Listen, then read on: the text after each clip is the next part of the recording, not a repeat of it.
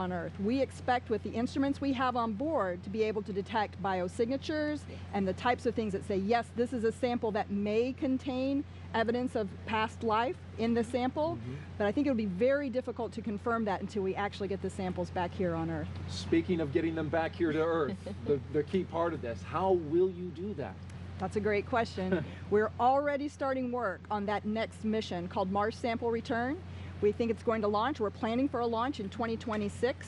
This is a really complex mission. It's going to require 2 launches from Earth and 1 launch from Mars in order to get those samples back here. Wow. We're working really closely with the European Space Agency, our core partners on this mission.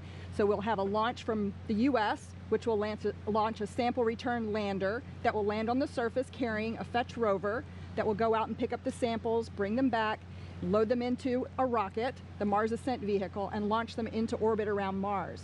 At the same time, when we launched from Earth, the Europeans are also launching an orbiter from Earth that will be in orbit around Mars, and it will capture those samples with that orbiter. We're going to capture them, and then it will make its return trip back to Earth, release them, and they'll come down and land in the Utah desert, where we will then safely carry them and put them in the curation facility. Wow, what a process. Awesome. Yeah. That is so amazing. Thank you so much, Lori, for joining us today. We appreciate My your time. pleasure. Enjoy the launch. Get a view. Yeah, go Perseverance, go Ingenuity. Awesome. Thank you, Lori. Well, in the early 1900s, the Wright brothers proved powered flight was possible on Earth.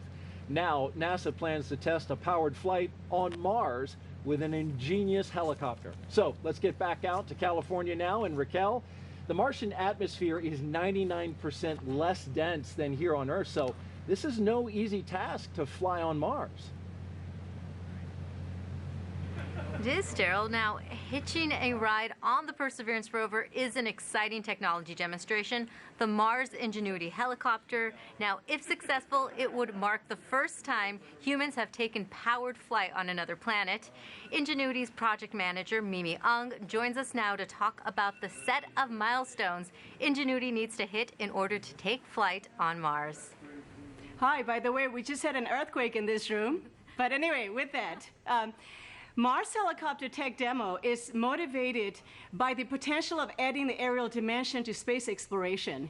In the future, a helicopter can serve as a scout for rovers and astronauts. A helicopter can get us to places of high scientific interest that cannot be reached today. It's not easy to build a rotorcraft for flight at Mars. The atmosphere there is very thin, about 1% compared to that at Earth. So a helicopter for Mars has to be very light and have a rotor system that can spin very fast. Behind me is the full-scale model of Mars helicopter Ingenuity. It's very light, 1.8 kilograms, about 4 pounds. It's capable of flying through the thin atmosphere of Mars and is capable of surviving and operating autonomously. There is a set of milestones between now and Ingenuity's first flight. The very first one is when we turn on the helicopter and the base station to check their health. First time operating in true space environment. The next major milestone will be when Perseverance rover deploys Ingenuity helicopter to the surface. The deployment will also mark the first moment the helicopter starts to work on its own in a standalone manner. It will never return to the rover. And the first major milestone then will be the helicopter surviving the first cold Martian night, about minus 90 degrees Celsius. And we've designed the helicopter to keep itself warm. So we've planned for up to 5 flights in the 30 Martian days that have been set aside for our flight experiments. The flight data we get from the helicopter will inform our team the health of the helicopter and performance of each flight. The data could also include a few color photos. First ever photos of Martian terrain taken from aerial vantage. That would be true icing on our cake. Cake, Mimi, thank you. And you're right, we did have a little bit of a shakeup, but everything seems to be okay right here so far. And we look forward to Ingenuity's first flight. And with that, let's head back to KSC as we continue the countdown to Mars. All right, thank you, Raquel. When the name Perseverance was chosen for the rover, our country was in the early stages of the COVID-19 pandemic. Now, the name is also a fitting description of what NASA teams needed to get this rover to the pad on time. Joining us now is NASA Administrator Jim Bridenstine. Thank you very much for being here, Jim. Perseverance is meaning a lot, and that includes recently a 3.9 earthquake that we have reports of in California. Yeah. We just saw our own Mimi Ong. She said things were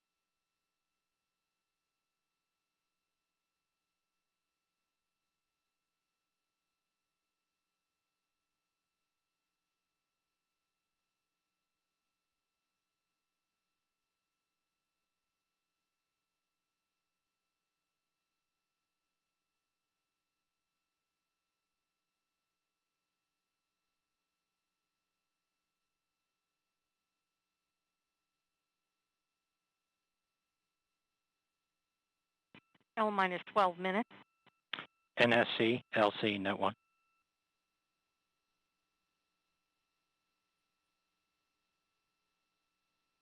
Go ahead. NSC, yeah. Transfer spacecraft to internal power. Didn't work.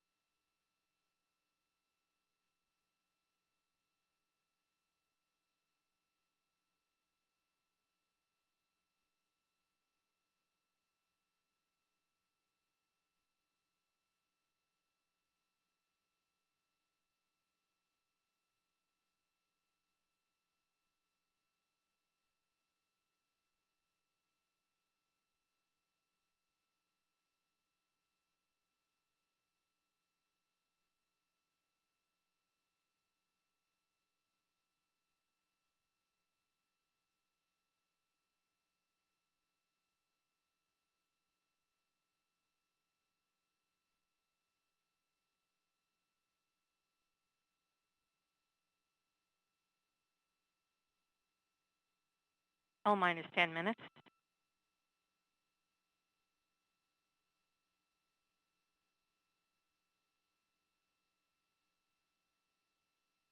Terminal count briefing. If a condition exceeds a launch constraint any time after the terminal count status check, the observer shall announce hold on channel 1, identify their station, and briefly state the reason for the hold.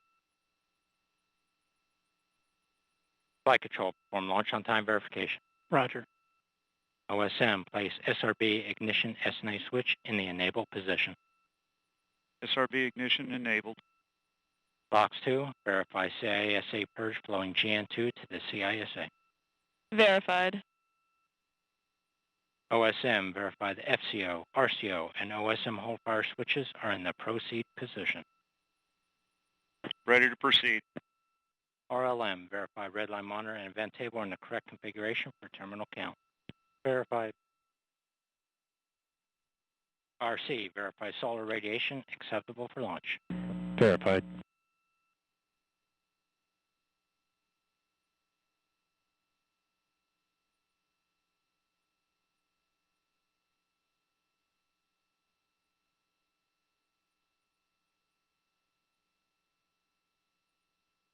Launch on time verified.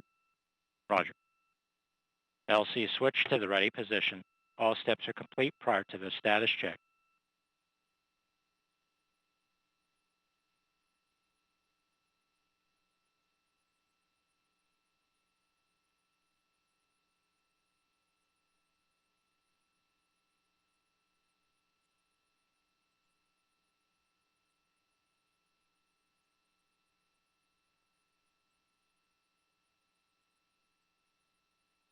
L minus 8 minutes.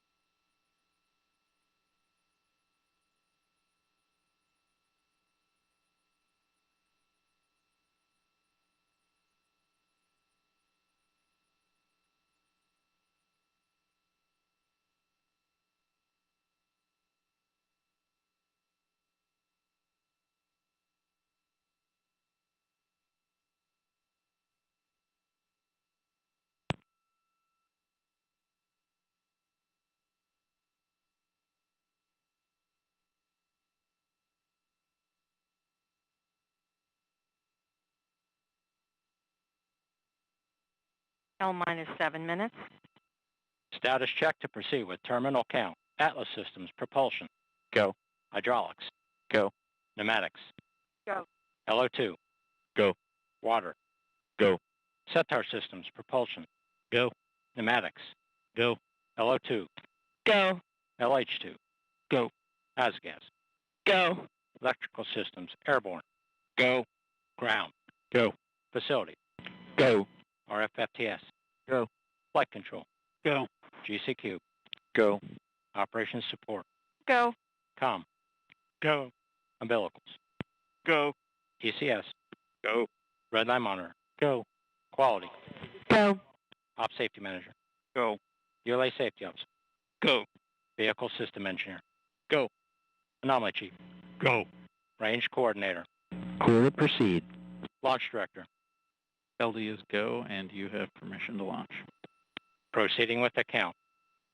ALC, verified T0 is set for 1150 Zulu.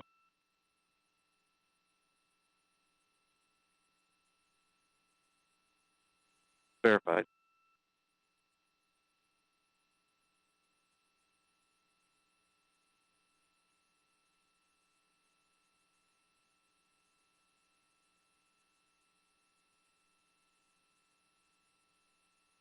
L minus 5 minutes, 30 seconds.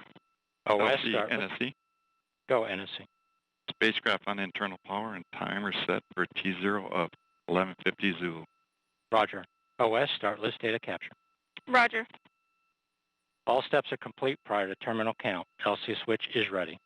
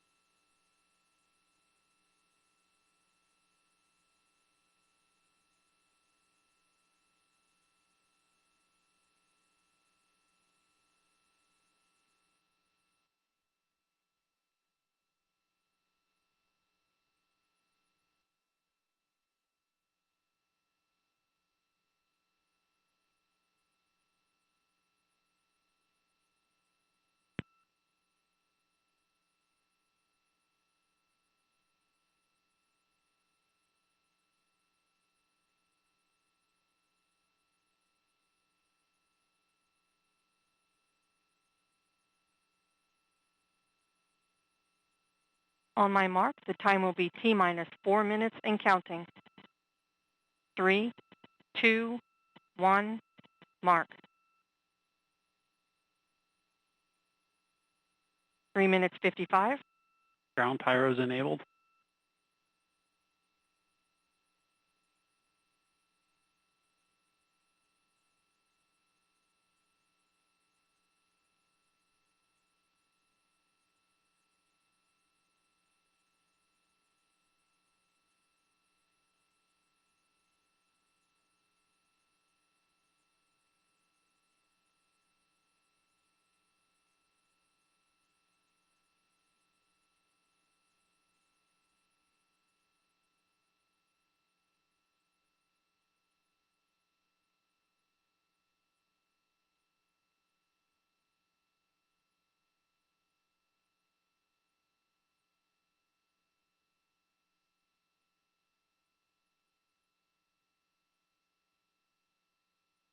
Three minutes.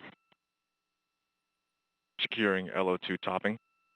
Atlas tanks flight pressure. 2 minutes 50. FTS internal.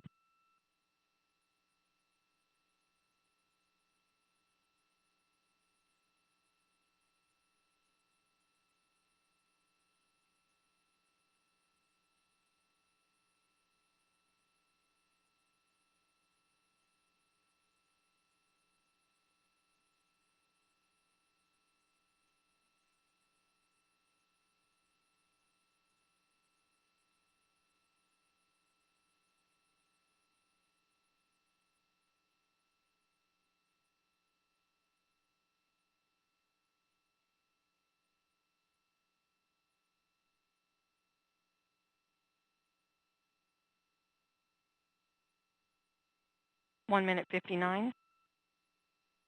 Vehicle internal. 1 minute 55. Launch sequencer start. 1 minute 50. Securing Centaur LH2. Securing Centaur LO2.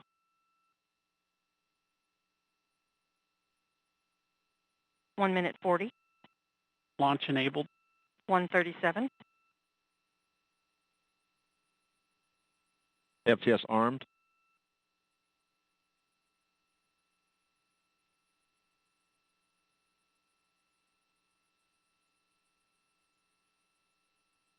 One minute 20. OCU armed. SCS count started. 1 minute 15. Produce ECS for launch. Roger. 1 minute 10. Vent valves locked.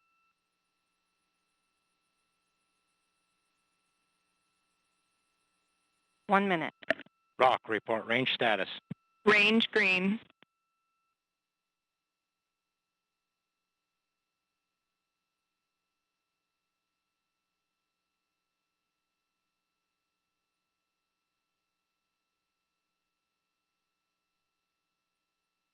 Forty seconds. Stable at step 3.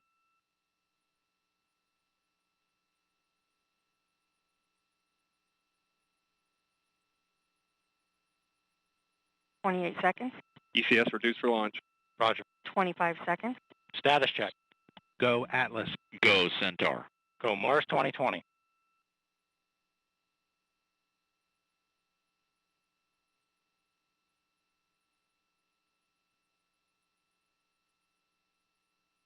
Eight, 7, 5, 0. Release.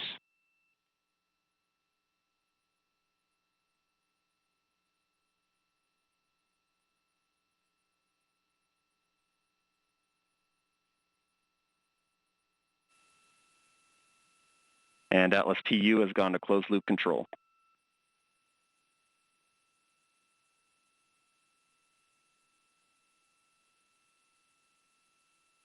Coming up on 30 seconds into flight, the RD-180 is throttling down as expected. Engine response looks good. And Mach 1, Atlas 5 is now supersonic.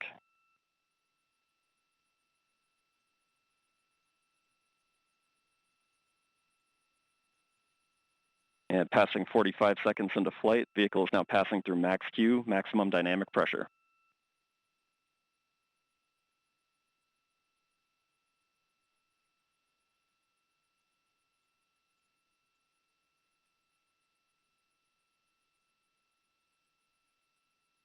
And passing 1 minute into flight, the RD-180 is throttling back up as expected. Engine response looks good.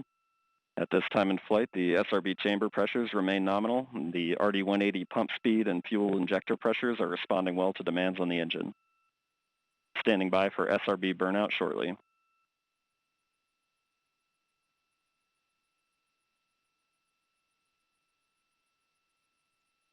And we have burnout on all 4 SRBs. Burnout pressure signatures look good. Standing by for SRB jettison shortly.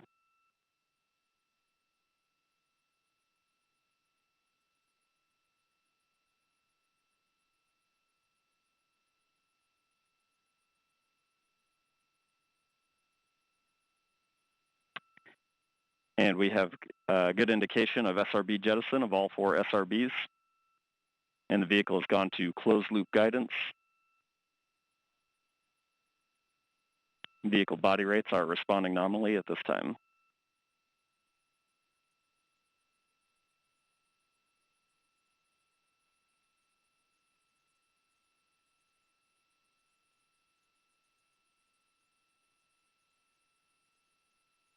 And coming up on 2.5 minutes into flight, the RD-180 is throttled down slightly as expected. Engine response continues to look good. At this time, the vehicle is 50 miles in altitude, 85 miles downrange, traveling at 6,000 miles per hour.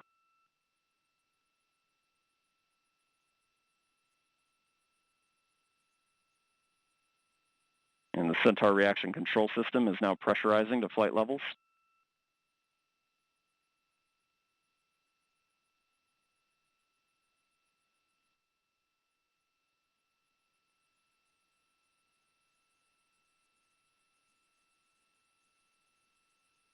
And just past 3 minutes into flight, the RD-180 is now throttling to maintain a constant 2.5 G acceleration limit for payload fairing jettison. Engine response and vehicle acceleration look good.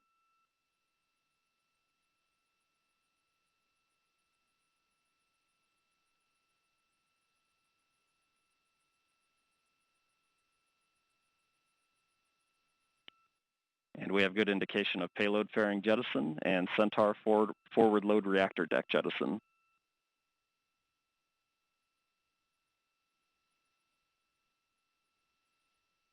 And the RD-180 is throttling back up to attain a 4.6 G acceleration. Engine response continues to look good.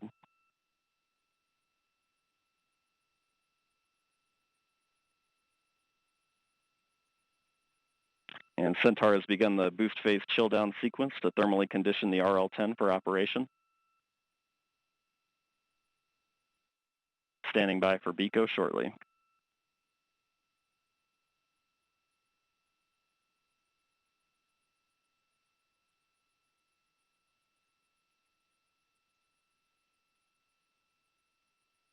And we have BECO, booster engine cutoff, standing by for stage separation.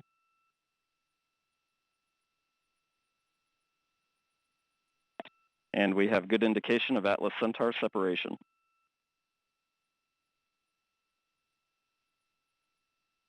And we have MES-1. RL-10 operating parameters look good. Chamber pressures are stable.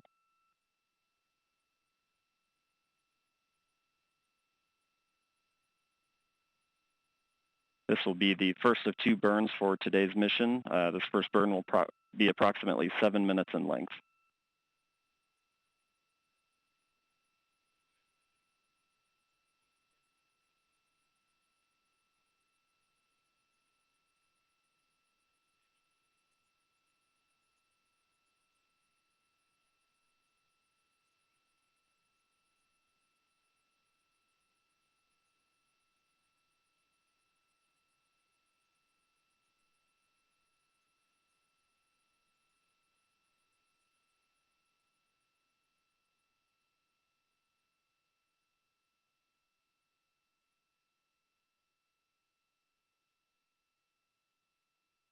And we have seen the Centaur PU system go to closed loop control. Engine response remains nominal, still seeing stable and nominal chamber pressures.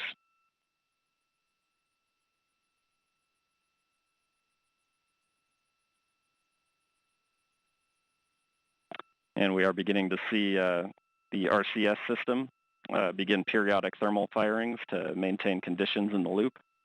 And the loop and bottle temperatures are beginning to converge on nominal temperatures.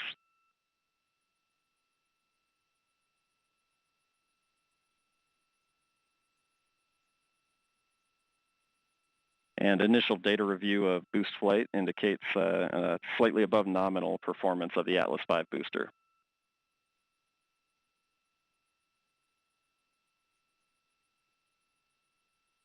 At this time, the vehicle is 140 miles in altitude, 900 miles downrange, traveling at 14,500 miles per hour.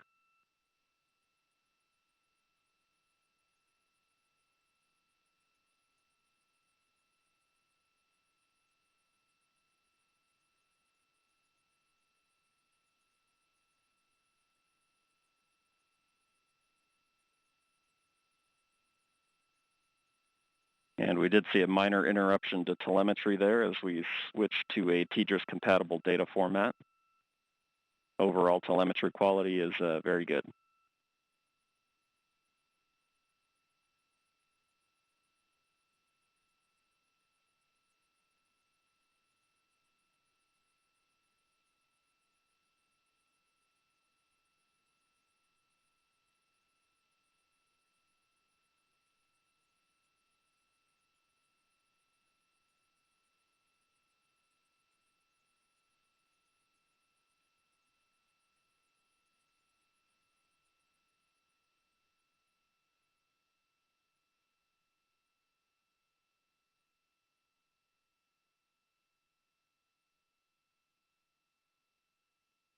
Coming up on 8 minutes into flight, beginning to see the Centaur PU system balance out mass errors. seeing very stable body rates in the Centaur.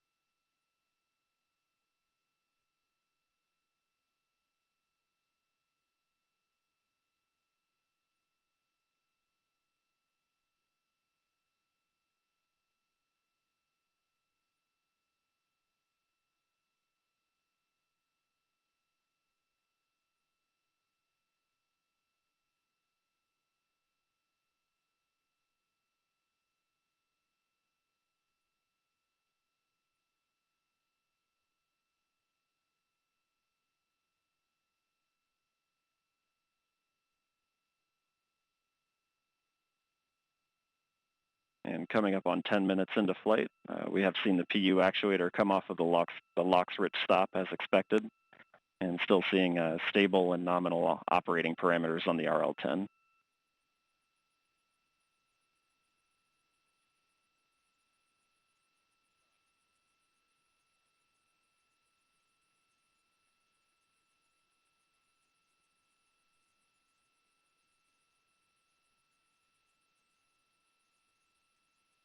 There is approximately 1 minute remaining in the first Centaur burn.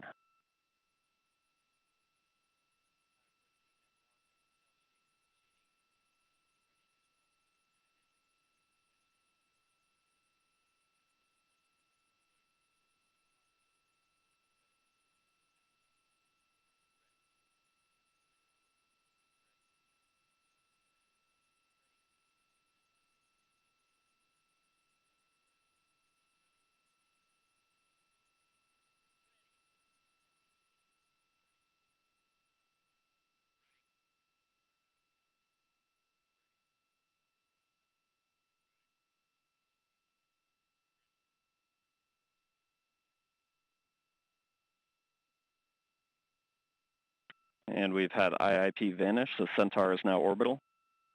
And we've had MECO 1. Engine cutoff pressure signatures look good. Centaur will coast for approximately 30 minutes prior to the next burn. RCS is now commanding 100% settling to settle propellants in the tanks.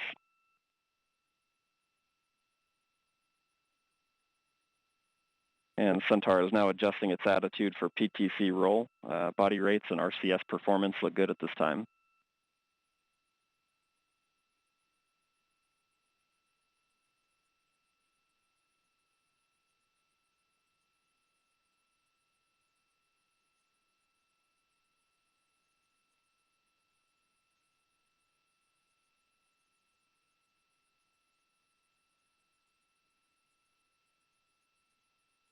At this time, Centaur is 2,400 miles downrange, traveling at 17,300 miles per hour.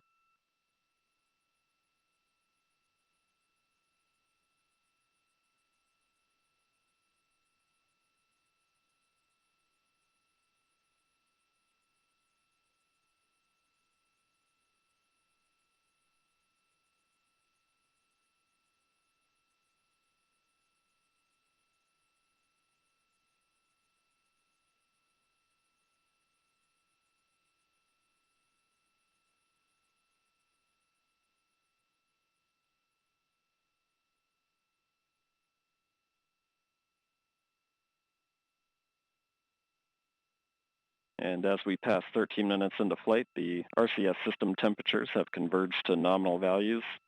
The Centaur tank pressures remain at stable and expected values, and still seeing good overall performance from the RCS system.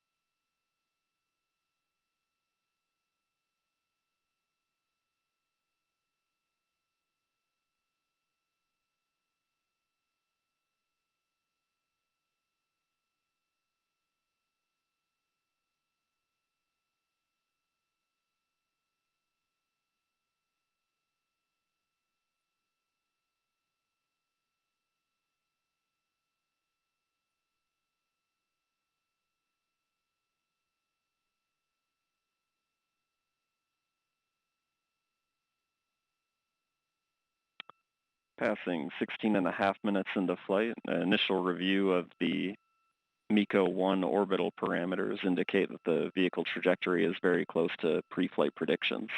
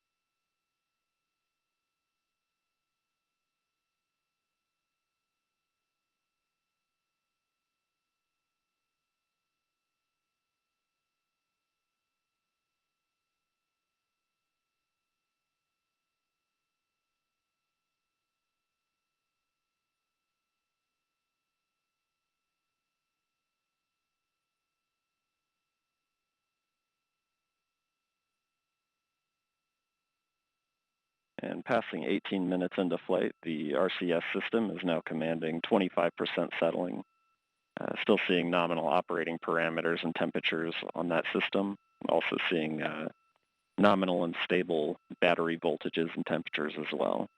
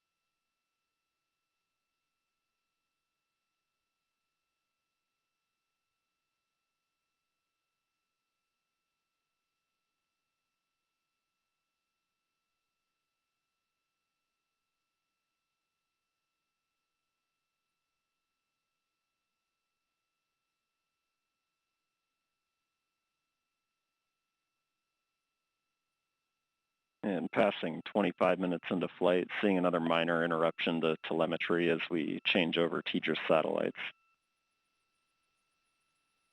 All data at this time is indicating nominal performance. The RCS system continues to settle propellants in the tank. Still seeing stable Centaur tank pressures as well.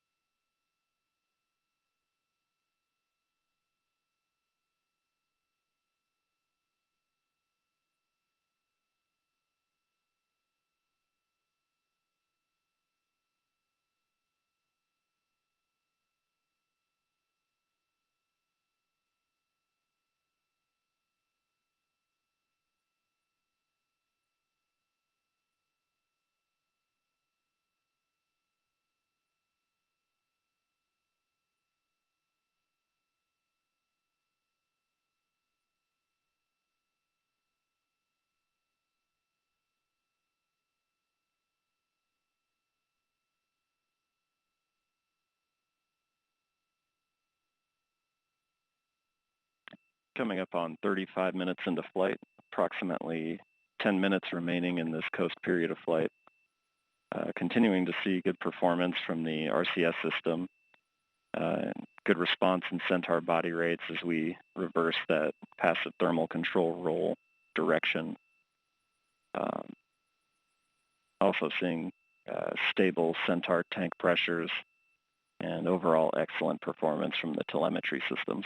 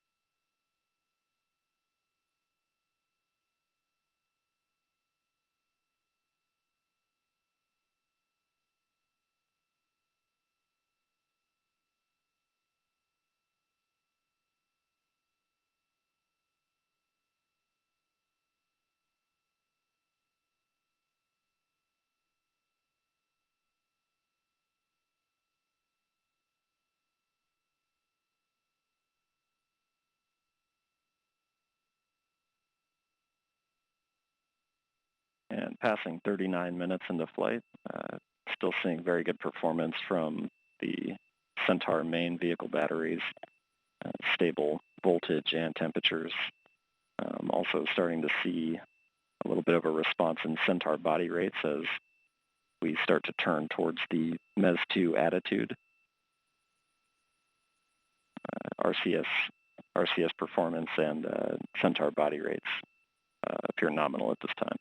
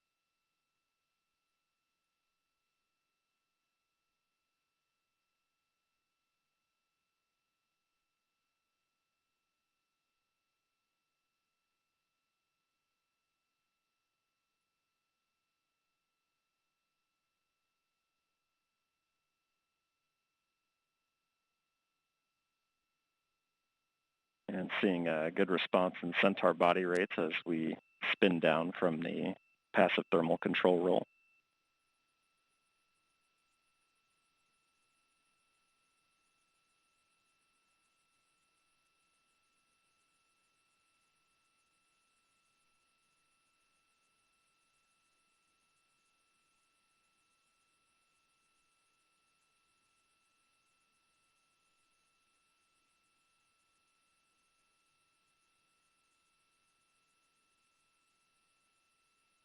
In approximately 3 minutes, the Centaur engine will ignite to begin the second burn of today's mission. 33 seconds prior to ignition, the RL-10 will begin the fuel and oxidizer pre-start sequence, and this burn will last approximately 8 minutes.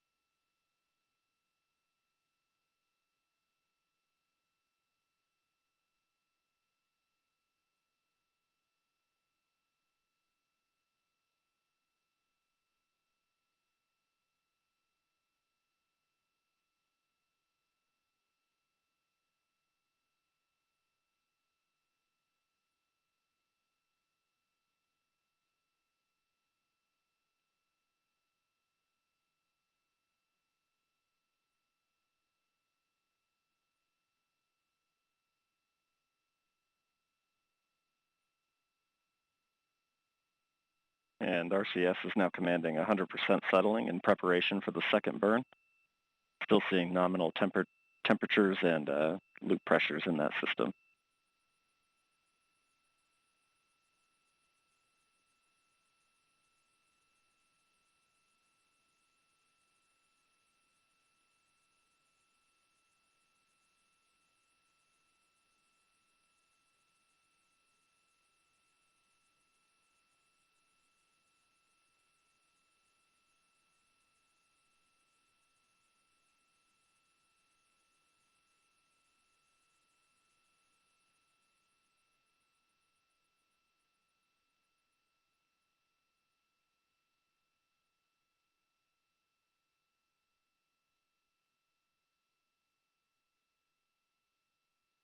And we have fuel pre-start on the RL-10.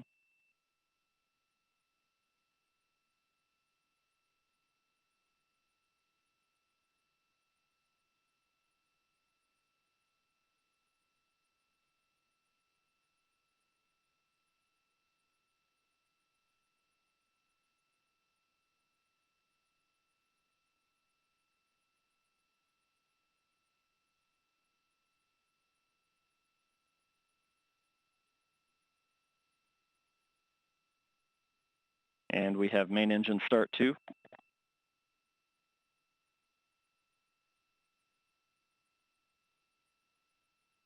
The RL-10 pressures look stable and nominal at the beginning of the second burn.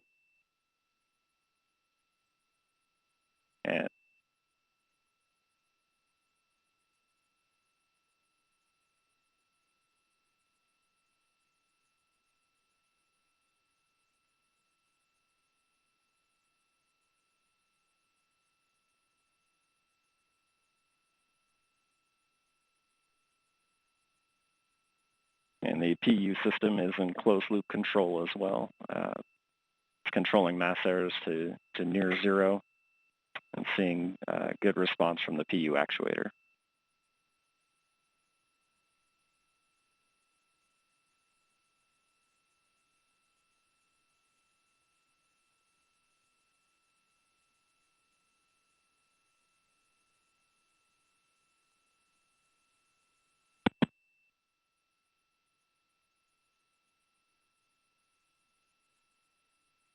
And Centaur body rates and thrust vector controller performance both look very stable at the beginning of the burn.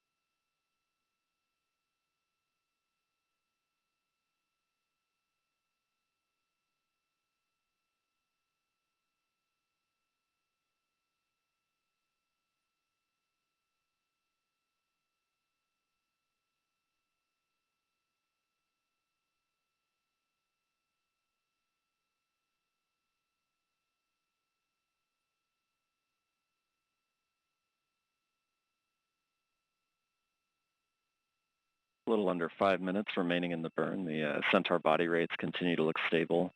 Still seeing good performance from the RL-10 as the operating parameters remain stable and nominal, and still seeing the PU system balance those mass errors to near zero.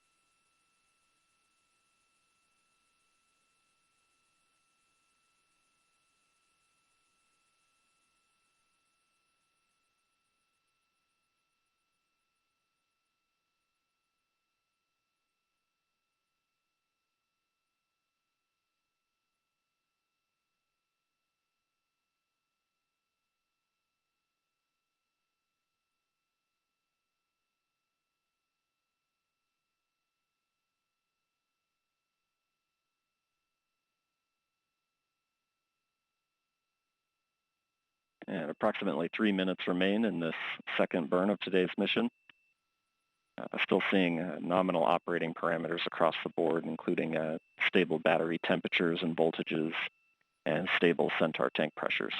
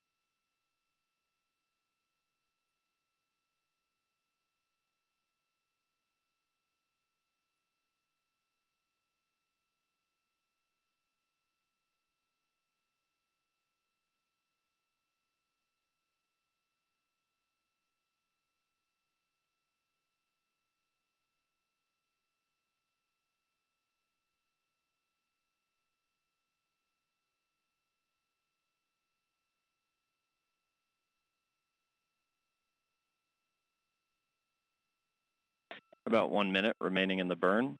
Still seeing nominal RL10 operating parameters and nominal data across the board.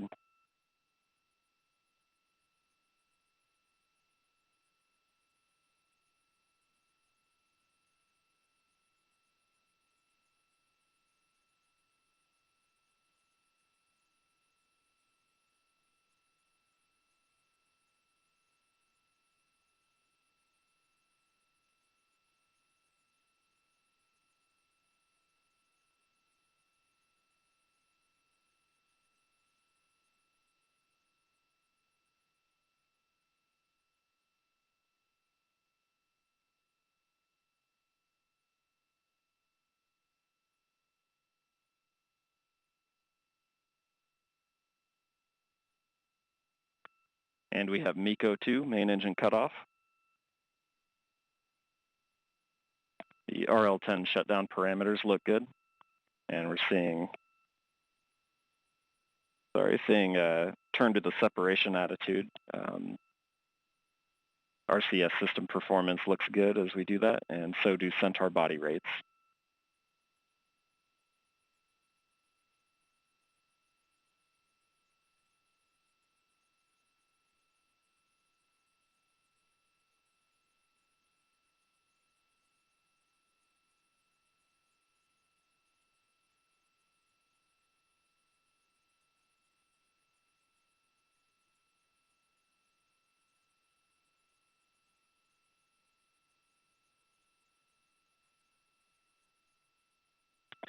A little under 4 minutes remaining until Mars 2020 separation.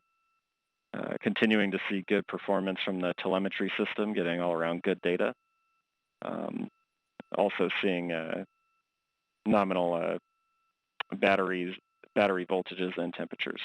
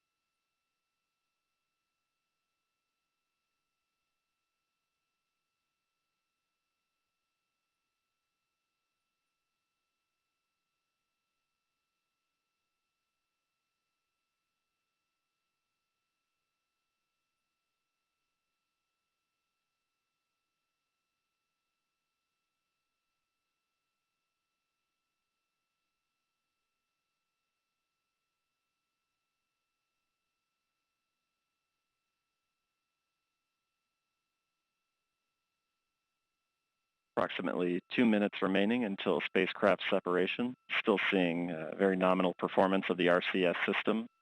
It's controlling Centaur body rates very well.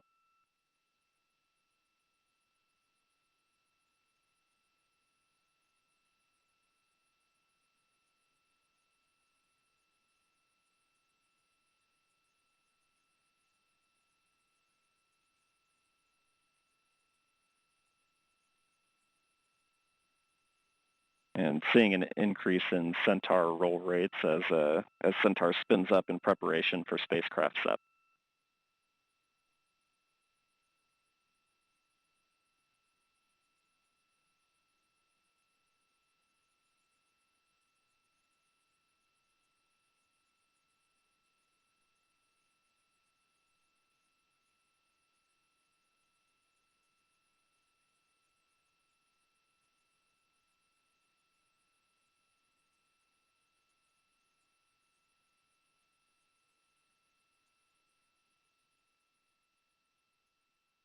A little less than 1 minute remaining until spacecraft separation.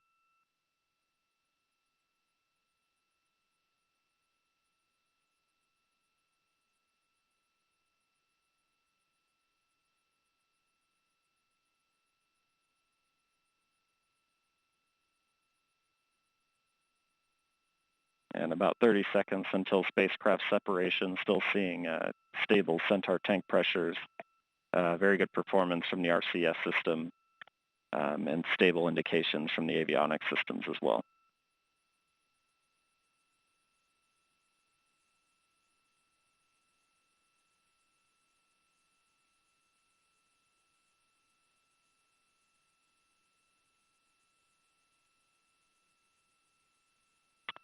And we have successful separation of Mars 2020 with the Perseverance rover.